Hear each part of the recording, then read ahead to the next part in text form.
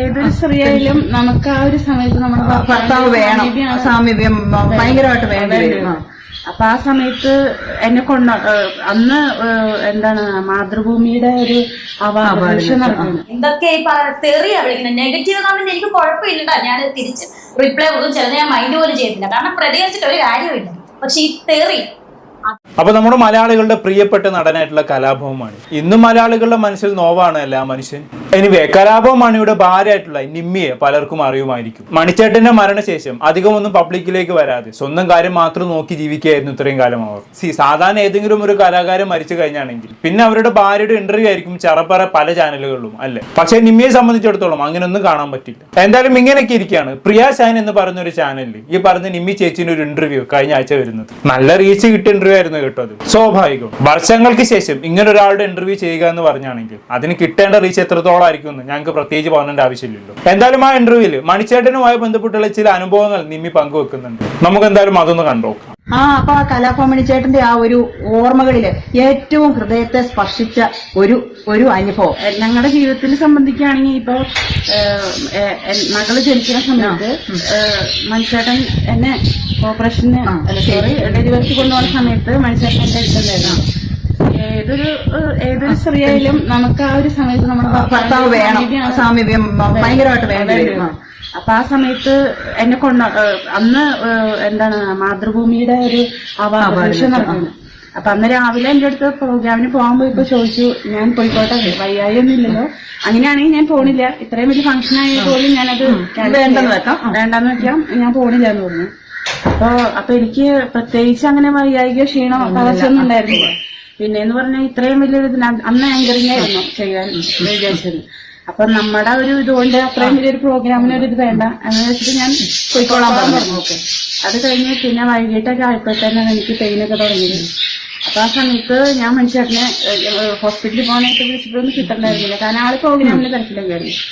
അത് കഴിഞ്ഞ് തന്നെ ഡെലിവറിക്ക് കേട്ടിപ്പോഴും എനിക്ക് വല്ലാത്ത വിഷമമായിരുന്നു. ഓക്കെ, മണിച്ചേട്ടന് മൊത്തമുള്ള മറക്കാൻ പറ്റാത്ത അനുഭവം എന്നുള്ള നിലയിലാണ് നിമ്മി ചേച്ചി ഈ കാര്യം ഇവിടെ പങ്കുവെക്കുന്നത്, അല്ലേ? അതായത് പ്രസവിക്കുന്ന സമയത്ത് മണിച്ചേട്ടൻ അടുത്ത് വേണമെന്ന് നിമ്മി ചേച്ചി ഒരുപാട് ആഗ്രഹിച്ചിരുന്നു. പക്ഷെ സാഹചര്യം കാരണം മണിച്ചേട്ടൻ അവിടെ എത്താൻ പറ്റിയില്ല. അതിന്നും മറക്കാൻ പറ്റാത്ത ഒരു അനുഭവമായി മനസ്സിൽ കിടപ്പുണ്ട് എന്നൊക്കെയാണ് നിമ്മി ചേച്ചി ഇവിടെ സംസാരിച്ച് വെക്കുന്നത്, അല്ലേ? പിന്നെയും കുറച്ച് കാര്യങ്ങൾ നിമ്മി ചേച്ചി പറയുന്നുണ്ട്. പിന്നെ വളരെ ചെറിയൊരു ഇന്റർവ്യൂ ആണ് കേട്ടത്. ഇനി നമ്മുടെ മെയിൻ സംഭവം അവിടെ അല്ലേ കിടക്കുന്നത്, ഈ ഇന്റർവ്യൂവിന്റെ കമന്റ് ബോക്സ് ആണ്. ഈ ഇന്റർവ്യൂവിന്റെ കമന്റ് ബോക്സിൽ എല്ലാവരും നിമ്മി ചേച്ചിനെ ഭയങ്കരമായിട്ട് പൊക്കി അടിക്കുന്നുണ്ട്. അതിന്റെ കൂട്ടത്തിൽ തന്നെ മറ്റു പലരെയും വെച്ച് നിമ്മി ചേച്ചിയെ കമ്പയർ ചെയ്യുന്നുമുണ്ട്. ഞാൻ അത്തരത്തിൽ 1-2 കമന്റ്സ് വായിച്ചു തരാം, അപ്പൊ നിങ്ങൾക്ക് കാര്യം കത്തും. കൊല്ലം സുധിയുടെ ഭാര്യയെ ഓർത്തുപോയി. ഇതാണ് ഭർത്താവിനെ സ്നേഹിക്കുന്ന യഥാർത്ഥ ഭാര്യ. ജനങ്ങളുടെ മനസ്സിൽ എപ്പോഴും ജീവിച്ചിരിക്കുന്ന പ്രിയപ്പെട്ട മണിച്ചേട്ടന്റെ ഭാര്യ എന്ന നിലയിൽ ചേച്ചിയോട് ബഹുമാനം തോന്നുന്നു നിമ്മി ചേച്ചി. ഈയിടയിൽ മരണപ്പെട്ടൊരു കലാകാരന്റെ ആ കലാകാരന്റെ പേര് പോലും ഡാഷ്. ഇതിന് താഴെ ഒരുപാട് റിപ്ലൈകൾ ഉണ്ട് കേട്ടോ. അതിലൊരു റിപ്ലൈ ആണ്, ഞാൻ ഓർത്തതേ ഉള്ളൂ ആ ഭാര്യയെ. ഇത് ആരാണ് ഉദ്ദേശിച്ചതെന്ന് മനസ്സിലായല്ലോ. കൊല്ലം സുധീന്റെ വൈഫായിട്ടുള്ള രേണുവിനാണ്. ഭയങ്കര കമ്പാരിസൺ ആണ് കേട്ടോ നിമ്മി ചേച്ചിനും രേണുവിനും വെച്ചിട്ട്. എന്ത് വെച്ചിട്ടാണ് ആൾക്കാർ ഇവർ രണ്ടുപേരും കമ്പയർ ചെയ്യുന്നതാണ് എനിക്ക് മനസ്സിലാവാത്തത്. നിമ്മി ചേച്ചി എവിടെ കിടക്കുന്നു, രേണു സുധി എവിടെ കിടക്കുന്നു? 2-3 തലമുറക്ക് തിന്നാനും ഉറങ്ങാനുമുള്ള വക ഉണ്ടാക്കി വെച്ചിട്ടാണ് മണിച്ചേട്ടൻ ഈ ലോകത്ത് നിന്നും വിട പറഞ്ഞു പോയത്. ഒന്നും വേണ്ട, മണിച്ചേട്ടൻ മരിക്കുന്നതിന് മുമ്പ് കൈരളി ടിവിയിൽ തന്റെ ഹോം ടൂർ നടത്തിയിട്ടുണ്ടായിരുന്നു. ഞാൻ അതിന്റെ ചെറിയൊരു ഭാഗം കാണിച്ചു തരാം. ഇതാണ് എൻ്റെ വീട്, എൻ്റെ വീടും പരിസരങ്ങളും. ഇതെൻ്റെ ഇത് എൻ്റെ ഏറ്റവും ഇഷ്ടപ്പെട്ട ഒരു വണ്ടിയാണ് സ്കോർപ്പിയോ. കൃഷിയോട് എനിക്ക് വലിയ ഇഷ്ടമാണ്. കൃഷിയോട് ഇഷ്ടമെന്ന് പറഞ്ഞാൽ എനിക്ക് വാഴ കൃഷി ഭയങ്കര ഇഷ്ടമാണ്. അതിപ്പോൾ എൻ്റെ വൈഫിൻ്റെ അച്ഛൻ അതിന് വേണ്ടിയിട്ടെല്ലാ ഹെൽപ്പുകളും ചെയ്തു തരുന്നുണ്ട്. കാരണം ഇവിടെയൊക്കെ ഒരേ പറമ്പുകളിലും നമ്മൾ വാഴയൊക്കെ നടന്നു. ഇപ്പോൾ വാഴ വെട്ടിയെന്ന് പറഞ്ഞു. കണ്ടല്ലോ, അത്യാവശ്യം തരക്കേടില്ലാത്തൊരു വീടും 5-10 വാഹനങ്ങളും പിന്നെ ഒരുപാട് പറമ്പുകളിൽ കൃഷിയൊക്കെ ഉണ്ടാവർക്ക്. അതുകൂടാതെ നല്ലൊരു ബാങ്ക് ബാലൻസും മണിച്ചേട്ടൻ മരിക്കുന്നതിന് മുമ്പ് മണിച്ചേട്ടന്റെ അക്കൗണ്ടിൽ ഉണ്ടായിരുന്നു. ചുരുക്കി പറഞ്ഞാൽ മണിച്ചേട്ടന്റെ മരണശേഷവും നിമ്മി ചേച്ചിക്കും കുടുംബത്തിനും ജീവിക്കാൻ പ്രത്യേകിച്ച് ബുദ്ധിമുട്ടൊന്നുമില്ല. അത്രയും സേഫ് ആക്കിയിട്ടാണ് മണിച്ചേട്ടൻ ഈ ലോകത്ത് നിന്നും പോയത്. നിമ്മി ചേച്ചിക്ക് ഇനി കുട്ടികളെ നോക്കിയോ നന്നായി കുടുംബം നോക്കിയെങ്കിൽ ജീവിച്ച് മുന്നോട്ട് പോയാൽ മതി. പക്ഷേ രേണു ചേച്ചിന്റെ അവസ്ഥ അങ്ങനെയാണോ? കൊല്ലം സുധി മരിക്കുന്ന സമയത്ത് അവർ ജീവിച്ചിരുന്നത് വാടക വീട്ടിലായിരുന്നു.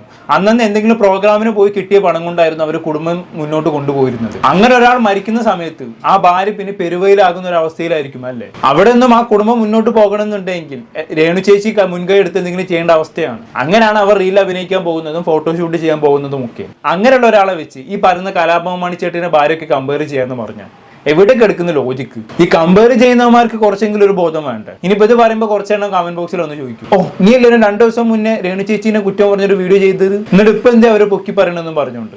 ഞാൻ എവിടെയും ഇങ്ങനെ മോശക്കാരാക്കി സംസാരിച്ചിട്ടില്ല. ഇവർ അവസാനം ചെയ്തൊരു ഫോട്ടോഷൂട്ടിൽ ജനങ്ങളെ തെറ്റിദ്ധരിപ്പിക്കുന്ന രീതിയിൽ രേണു മറ്റൊരു വിവാഹം കഴിച്ചു എന്നുള്ള രീതിയിൽ ക്യാപ്ഷനും കൊടുത്ത് ഇവർ ഫോട്ടോഷൂട്ട് പ്രചരിപ്പിച്ച് അത് വളരെ മോശമായി പോയെന്ന് ഞാൻ പറഞ്ഞിട്ടുള്ളൂ. അതിലെവിടെയും ഞാൻ രേണു ചേച്ചിയെ മോശക്കാരാക്കി സംസാരിച്ചിട്ടില്ല. നിങ്ങൾ ആ വീഡിയോ കണ്ടാൽ നിങ്ങൾക്ക് മനസ്സിലാകും.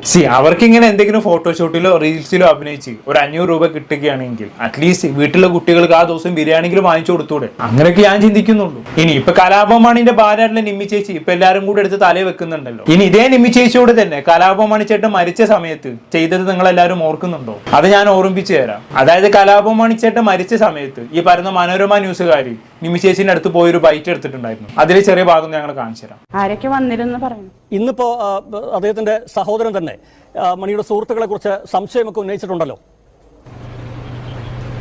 അതായത് അന്ന് അവിടെ മദ്യം കഴിച്ചിട്ടാണ് ഇങ്ങനെ ഒരു അവസ്ഥ എന്നാണ് നമുക്കറിവ്.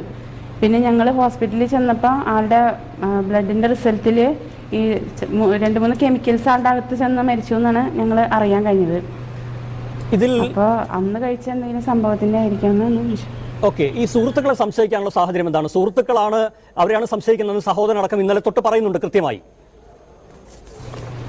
കാരണം അതിന് മുമ്പ് അടുത്ത ദിവസങ്ങളിൽ ആള് പ്രോഗ്രാമിനൊക്കെ പോയി ആളൊരു കുഴപ്പമില്ലാതിരുന്ന ആളാണ്. പെട്ടെന്നാണ് ഇങ്ങനെ അന്നത്തിന് ശേഷം ആളെ ഹോസ്പിറ്റലിൽ കൊണ്ടുപോയെന്നാണ് ഞങ്ങൾക്ക് അറിയാൻ കഴിഞ്ഞത്. ഓക്കെ, കലാപമാണി ചേട്ടന്റെ മരണവുമായി ബന്ധപ്പെട്ട് നിമ്മി ചേച്ചി പറഞ്ഞ കാര്യങ്ങളാണ് ഇതെല്ലാം. നമുക്കറിയാം കീടനാശിനി ഉള്ളിൽ ചെന്നിട്ടാണ് കലാപമാണി ചേട്ടൻ മരിക്കുന്നത് അല്ലേ? അതെങ്ങനെ ഉള്ളിൽ ചെന്നു എന്ന കാര്യത്തിൽ ഇന്നും ദുരൂഹമായി കാര്യങ്ങൾ തുടരുകയാണ്. കഴിച്ച മദ്യത്തിലൂടെയാണ് കീടനാശിനി അകത്ത് കടന്നത് എന്നാണ് അന്ന് പ്രചരിച്ച റിപ്പോർട്ട് അല്ലേ? അതുമായി ബന്ധപ്പെട്ട് പുള്ളിക്കാരി സംസാരിച്ചതാണ് സംഭവം. ഇനി ഈ വീഡിയോയുടെ കമന്റ് ബോക്സിൽ വന്ന ചില കമന്റുകൾ ഞാൻ വായിച്ചുതരാം. ചിലതല്ല, മെജോറിറ്റിയും അങ്ങനത്തെ കമന്റ്സാണ്. ഒരിക്കൽ പോലും ഇവർ മണിച്ചേട്ടൻ എന്ന് പറഞ്ഞില്ല, ഇവർക്ക് പണം മാത്രം മതി. ഇവരുടെ സംസാരം കേട്ടപ്പോൾ തന്നെ ഒരു കാര്യം മനസ്സിലായി, മണിയോടുള്ള ഇവളുടെ സ്നേഹം കള്ളി. ഭർത്താവുമായി അത്ര അടുപ്പമില്ലാത്ത പോലെയാണ് സംസാരം. സ്വന്തം ഭാര്യയായിട്ട് പോലും അയാൾ എന്ന് പറയുന്നു. സാധാരണ ജനം പോലും മണിച്ചേട്ടൻ എന്ന് വിളിക്കുന്നു. അന്യ ആൾക്കാരും മരിച്ചതുപോലെയാണ് ഭാര്യയുടെ സംസാരം. ഭർത്താവാണെന്നുള്ളൊരു സംസാരം പോലും കേൾക്കുന്നില്ല. കഷ്ടം. ഫുള്ള് നിമ്മി ചേച്ചി എന്ന് എല്ലാവരും സൈബർ അറ്റാക്ക് ചെയ്യായിരുന്നു. ഭർത്താവിനെ ബഹുമാനിക്കുന്നില്ല, ഭർത്താവിനെ സ്നേഹിക്കുന്നില്ല എന്നും പറഞ്ഞിട്ട്. സംഭവം വരെ ക്യാമറയ്ക്ക് മുന്നിൽ കരിഞ്ഞു കാണിച്ചില്ല, അതിനുള്ള അമർച്ചയാണ്. അന്ന് ഇതേമാതിരി മണിച്ചേട്ടനോട് സ്നേഹമില്ല എന്ന് പറഞ്ഞ് സൈബർ അറ്റാക്ക് ചെയ്ത ടീംസാണ് ഇന്ന് വന്ന് ഇവരെ പൊക്കിയടിക്കുന്നത്. വളരെ സ്നേഹമുള്ള ഭാര്യ മറ്റുള്ളവരെ ഇവരെ നോക്കി പഠിക്കട്ടെ എന്ന് പറഞ്ഞു. എങ്ങനെ സാധിക്കുന്നു ഇങ്ങനെയൊക്കെ മാറാൻ? അല്ല, അത് പിന്നെ മലയാളികളുടെ പണ്ടുള്ള ഒരു ശീലാണല്ലോ. ഒരാളെ പൊക്കി വെക്കാനും അതേമാതിരി നിലത്തിട്ട് ചവിട്ടാനും മലയാളികൾക്ക് അധിക സമയമൊന്നും വേണ്ടല്ലോ. അതിന് ഉത്തമ ഉദാഹരണമാണ് ഈ പറയുന്ന നിമ്മി ചേച്ചിയും രേണു സുധിയും. ഇനി കുറച്ച് ദിവസങ്ങൾക്ക് മുമ്പ് മറ്റേ ദാസേട്ടും കോഴിക്കോട് മൊത്തമുള്ള ഒരു റീൽ ചെയ്തതുമായി ബന്ധപ്പെട്ട് ഒരു ഇന്റർവ്യൂവിൽ രേണു ചേച്ചി ചില കാര്യങ്ങൾ പറയുന്നുണ്ട്. അതും കൂടി കേട്ട് നിർത്താം. കാരണം ഈ കമന്റ് ഇടുന്നവര് ഒരു കാര്യം ചിന്തിക്കാൻ, നിങ്ങളുടെ വീട്ടിലും ഉണ്ട് പെണ്ണുങ്ങൾ, അല്ലെങ്കിൽ നിങ്ങളുടെ അവരുടെ വീട്ടിലെ ഭാര്യനും അമ്മനും ആരെങ്കിലും തെറി പറഞ്ഞാൽ അവർ സഹിക്കുമോ? പറയുമ്പോൾ നമ്മള് ഒബ്വിയസ്ലി ഇതുപോലെ നിങ്ങൾ കമന്റ് ഇടുമ്പോൾ, അല്ലെങ്കിൽ നിങ്ങളുടെ വീട്ടിലും ഇങ്ങനെ നാളെ ആ കമന്റ് ഇപ്പോഴും അതിനകത്തില്ലേ? ഉണ്ട്, അതുണ്ട്. ആക്ച്വലി ബിക്കിനി ഷൂട്ട് എടുക്കുന്നവരുണ്ടല്ലോ ഇവിടെ, മലയാളികൾ ഇല്ലേ? പ്രധാനപ്പെട്ട ആൾക്കാരൊക്കെ ഉണ്ടല്ലോ ഇവിടെ, പേര് പറയുന്നവരും നിങ്ങൾക്കറിയാം, എല്ലാവർക്കും അറിയുന്നവരുണ്ടല്ലോ. അവർക്ക് ആർക്കും ഇല്ലാത്ത പ്രശ്നം തന്നെ എന്നോട് ഈ തീർക്കുന്ന ഇവര്. അവരുടെയൊക്കെ ഞാൻ നോക്കുമല്ലോ, കമന്റ് നോക്കുമല്ലോ. ഈ മലയാളികൾ ആരും അവർക്കൊന്നും പറയുന്നില്ല, അവരൊന്നും പറയുന്നില്ല. അതൊക്കെ അവരുടെ ഇഷ്ടമാണ്. ഒരിക്കലും അത് തെറ്റാന്നല്ല, ഞാൻ ഒരിക്കലും ആരെയും തെറ്റ് പറയത്തില്ല. അതൊക്കെ അവനവന്റെ ഇഷ്ടമാണ്, എന്തിടണം എന്തിടണ്ടെന്നുള്ളത്. ഞാനൊരു റീൽ ചെയ്ത് ഇത്ര വലിയ പാതകം അതെനിക്ക് അറിയത്തില്ലായിരുന്നു. എന്തൊക്കെ ഈ തെറിയാ വിളിക്കുന്നത്. നെഗറ്റീവ് കമന്റ് എനിക്ക് കുഴപ്പമില്ലടാ, ഞാൻ തിരിച്ച് റിപ്ലൈ കൊടുക്കും. ചിലത് ഞാൻ മൈൻഡ് പോലും ചെയ്തില്ല, കാരണം പ്രതികരിച്ചിട്ട് ഒരു കാര്യമില്ല. പക്ഷെ ഈ തെറി, അതേ ഉള്ള എനിക്ക് വിഷയം. എന്തിനാണ് ഈ തെറി വിളിക്കുന്നത്? ഒരു മനസ്സുഖം വേറെ പന്ത്. ചിലർക്കൊക്കെ 4 തെറി വിളിക്കുമ്പോൾ 4 പെറ്റ സുഖമാണ്.